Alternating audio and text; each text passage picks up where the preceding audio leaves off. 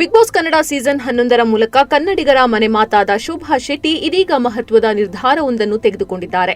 ಕನ್ನಡ ತೆಲುಗು ಧಾರಾವಾಹಿ ಮೂಲಕ ಕಿರುತೆರೆಯಲ್ಲಿ ಸದ್ದು ಮಾಡಿದ್ದ ಶೋಭಾ ಶೆಟ್ಟಿ ಬಳಿಕ ಬಿಗ್ ಬಾಸ್ಗೆ ಕಾಲಿಟ್ರು. ಅಲ್ಲಿಂದ ಹೊರಬಂದ ಬಳಿಕ ಯಾವುದೇ ಧಾರಾವಾಹಿಯಲ್ಲಿ ಇವರು ನಡೆಸಿಲ್ಲ. ಇತ್ತೀಚೆಗಷ್ಟೇ ಎಂಗೇಜ್ಮೆಂಟ್ ವಾರ್ಷಿಕೋತ್ಸವ ಆಚರಿಸಿ ಸುದ್ದಿಯಾಗಿದ್ರು. ಇನ್ಸ್ಟಾಗ್ರಾಂನಲ್ಲಿ ಮಾತ್ರ ಸದಾ ಆಕ್ಟಿವ್ ಆಗಿರುವ ಶೋಭಾ ಆಗಾಗ ಫೋಟೋ ಶೂಟ್ ಮಾಡಿಸಿಕೊಂಡು ಪೋಸ್ಟ್ ಹಂಚಿಕೊಳ್ತಿದ್ರು. ಆದ್ರೀಗ ಶೋಭಾ ದಿಢೀರಾಗಿ ಸೋಷಿಯಲ್ ಮೀಡಿಯಾದಿಂದ ಹೊರಬಂದಿದ್ದಾರೆ. ಈ ಕುರಿತು ಅವರೇ ಪೋಸ್ಟ್ ಹಂಚಿಕೊಂಡಿದ್ದಾರೆ. ನಾನು ಕೆಲವು ದಿನಗಳವರೆಗೆ ಸಾಮಾಜಿಕ ಜಾಲತಾಣದಿಂದ ದೂರವಿರ್ತೇನೆ ಅಂತ ಇನ್ಸ್ಟಾಗ್ರಾಂನಲ್ಲಿ ಪೋಸ್ಟ್ ಮಾಡಿದ್ದಾರೆ. ದಿಢೀರ್ ಸೋಷಿಯಲ್ ಮೀಡಿಯಾದಿಂದ ಬ್ರೇಕ್ ಪಡೆದುಕೊಂಡಿರುವ ವಿಚಾರ ನಾನಾ ರೀತಿಯ ಚರ್ಚೆಗೆ ಕಾರಣವಾಗಿದೆ. ಶೋಭಾ ಅವರು ಇತ್ತೀಚೆಗೆ ಬಟ್ಟೆ ಉದ್ಯಮವನ್ನು ಆರಂಭಿಸಿದ್ರು. ಆದರೆ ಅದು ನಿರೀಕ್ಷಿತ ಮಟ್ಟದಲ್ಲಿ ಯಶಸ್ಸು ಕಂಡಿಲ್ಲ. ಹಾಗಾಗಿ ಶೋಭಾ ಖಿನ್ನತೆಗೆ ಒಳಗಾಗಿದ್ದಾರೆ ಎನ್ನುವ ಮಾತುಗಳು ಕೇಳಿ ಬರ್ತಾ ಇದೆ. ವೈಯಕ್ತಿಕ ಸಮಸ್ಯೆಯೇ ಅವರ ಈ ನಿರ್ಧಾರಕ್ಕೆ ಕಾರಣ ಎನ್ನಲಾಗ್ತಾ ಇದೆ.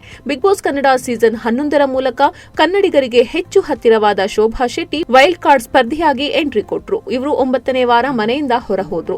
ಎಲಿಮಿನೇಷನ್ ನಿಂದ ಪಾರಾದ್ರೂ ತನ್ನ ಸ್ವ ಇಚ್ಛೆಯ ಮೇಲೆ ಶೋಭಾ ಅವರು ಬಿಗ್ ಬಾಸ್ ತೊರೆದ್ರು.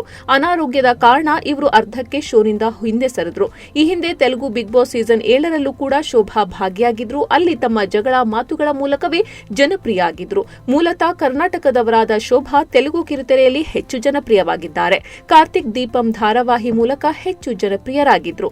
ಇದೇ ಧಾರಾವಾಹಿಯಲ್ಲಿ ಆದಿತ್ಯ ಪಾತ್ರ ಮಾಡಿದ ಯಶವಂತ್ ರೆಡ್ಡಿಯೊಂದಿಗೆ ಕಳೆದ ವರ್ಷ ಎಂಗೇಜ್ಮೆಂಟ್ ಕೂಡ ಆಗಿತ್ತು.